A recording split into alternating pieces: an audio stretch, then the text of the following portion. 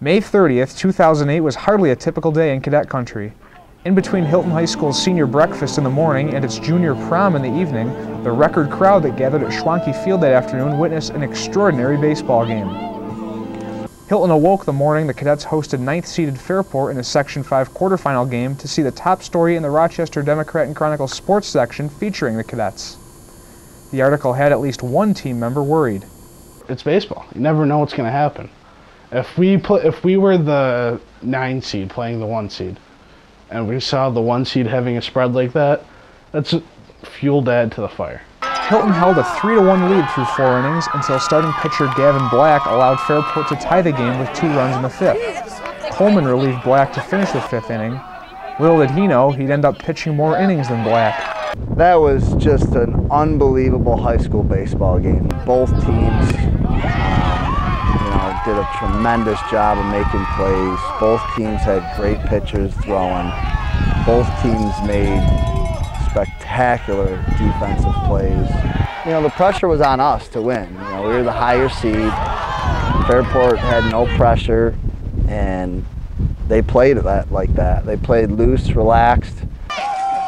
The cadets retook the lead with a run in the bottom of the 6th when Mike Vowell singled in Jeff Allen, but the Raiders responded with a tying run in the top of the 7th.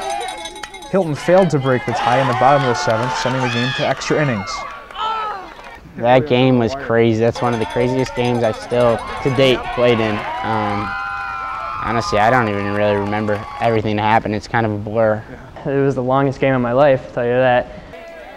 The cadets and Raiders each went scoreless through innings 8, 9, 10, and 11. Tension after every at-bat, after extra innings, it was like you want the ball hit to you want to make this out. Schwind relieved Coleman on the mound in the 11th inning, holding the Raiders hitless for the remainder of the game. I think I was in the zone because I honestly don't remember that much out of that. After that, I was just trying to throw pretty hard, which is not the best way to pitch. With the bases loaded in the bottom of the 12th, the stage was set for Hilton superstar to break through at the plate. Senior captain John Schwinn, 12th inning, and runners on base. You can't ask for a better story than that.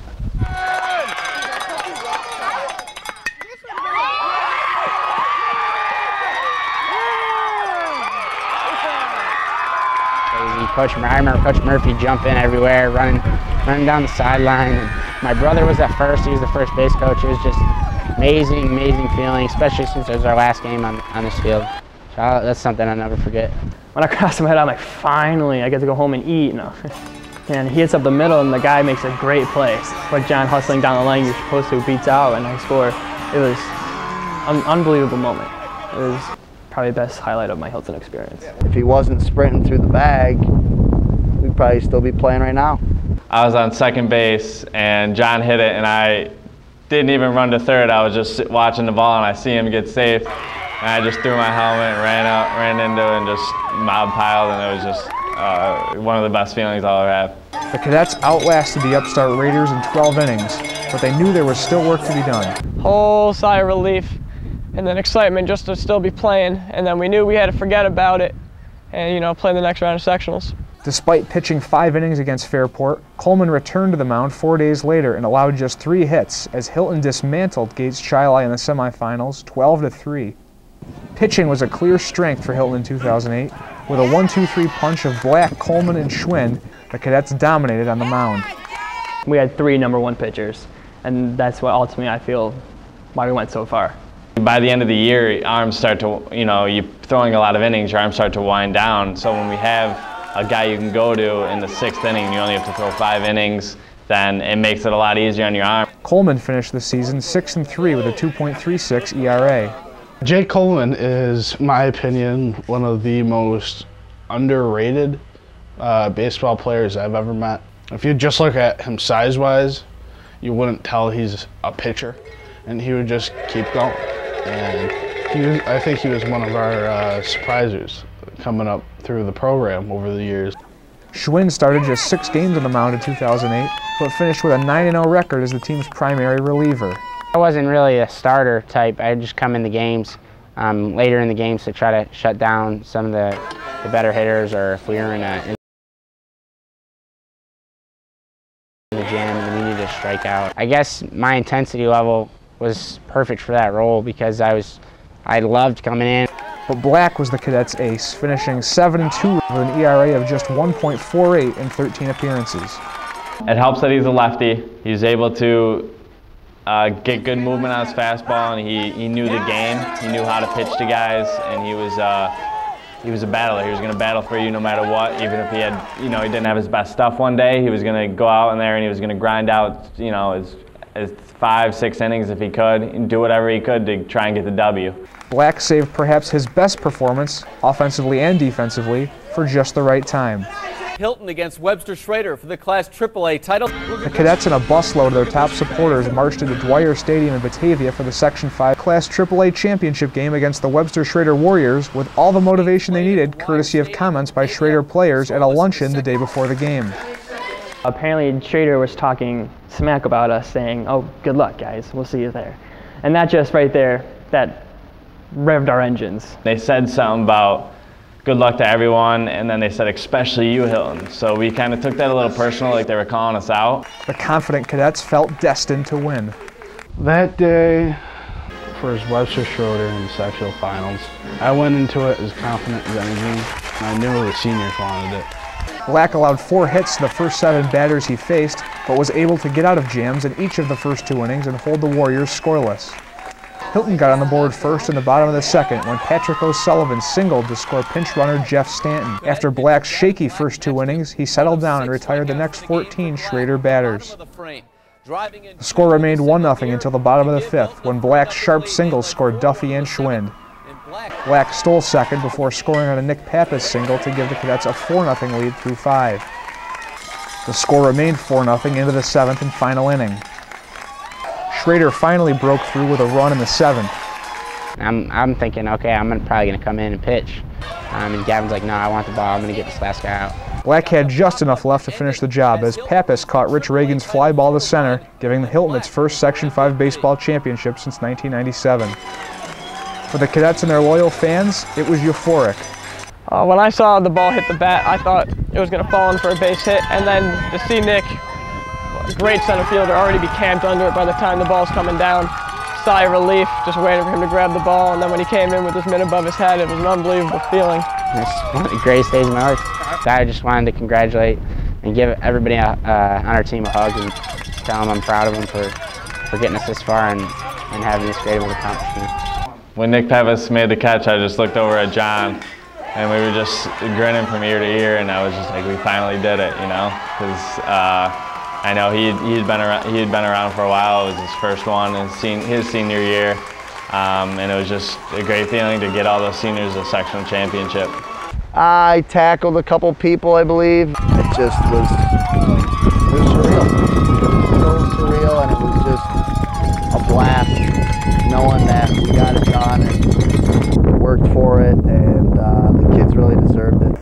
We got stepped on a few times with cleats, and I really didn't care. That's the only thing you dream about when you play Section 5 baseball. I mean, it's the only thing you want to win. It's your #1 goal. We've got it. Black earned MVP honors, allowing 6 hits and 1 run in a complete game while batting in 2 runs and scoring 1 himself. With the win essentially symbolizing a giant weight lifted off Murphy's shoulders, it was fitting none other than Ori Mee presented the championship trophy. We needed one to get Monkey off our back, but win it for our community, our program, our school, and the kids that put in a lot of time in the program. Win it for Coach Mee, win it for my father who coached here and never won one. So it was great. It was really, we'll never forget it. To be able to see Hilton on the front page of the newspaper the next day, it was almost surreal, because that doesn't happen very often, unless somebody dies. Hilton's celebration was brief, however. The Cadets had to play Section 5 Class AA champion Greece Arcadia the very next day for the right to advance to the state tournament. Hilton's momentum carried over from the previous day as the Cadets shelled the Titans for 14 hits in a 10-0 rout. Dan Hurleman entered the game batting just .200, but his 2-run homer in the second inning sparked the Cadets, who earned a berth in the New York State Western Regional Final. And it was a weight lifted off my shoulders because I'm like, finally, I'm here. I show them why I'm here. why I made this team. Best baseball teams took on Buffalo's best in regional play. Hilton returned to Dwyer Stadium 2 days later to face Section 6 champion Hamburg in front of more than 1,100 fans in Batavia. With Black and Coleman on limited rest, the Cadets turned to Schwind on the mound. A giant stood in Hilton's way as 6'10" Blake McClymans, a pitcher with a fastball in the upper 80s, who later went on to play basketball at the University of Michigan, took the mound for Hamburg. All I remember is the 6'10" Hamburg kid on the mound looked 7'9" when you got up to hit. Luckily, I think I walked a couple times to get on base. McClymans proved to be no match for the Cadets' bats. He struggled in his velocity early in the game, and we made sure we had to jump on it. He wasn't warmed up enough, I don't think. He walked a lot of guys, but we also had a couple of key hits early. Hilton scored 1 run in the first inning thanks to a carefully executed base running trick by Jeff Allen that scored Black. Allen sparked a 6-run second inning for the Cadets with a double that scored Black during his next at-bat. We put some pressure on them and scored some runs early, and they had to play catch up for the rest of the game. The situation was perfect for Schwind, who pitched 4 shutout innings as Hilton sat on a 7-0 lead. With John on the mound, once we get ahead, once we get that lead, it's pretty much shutdown mode. Whenever John was on the mound, I had no fear that he was going to let us lose. I pitched all right, but I pitched pretty good enough to win. Hamburg scored 3 runs in the 5th that cut the deficit to 4. Black relieved Schwind for the final 2 innings, allowing just 1 hit. As Black's final pitch sealed Hilton's 7-3 victory, the Cadets and the crew united for the pinnacle snapshot of the 2008 Hilton baseball season.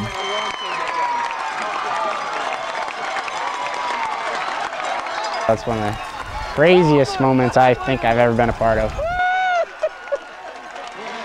When I look back on my high school career, I would say the one picture that stands out from all of them would have to be the Section 5, Section 6 crossover, with the fans on the field, the cadet flag flying. It was awesome because it just felt so close. Not only because it was a Hilton team winning, and winning for a long time, but it was kids that we went to gym class and chemistry and math with. It was crazy. It was an experience probably can never forget. Never experienced that before in my life, and I'll never forget about it. Hilton was the best team in Western New York and on its way to Binghamton for the state Final Four.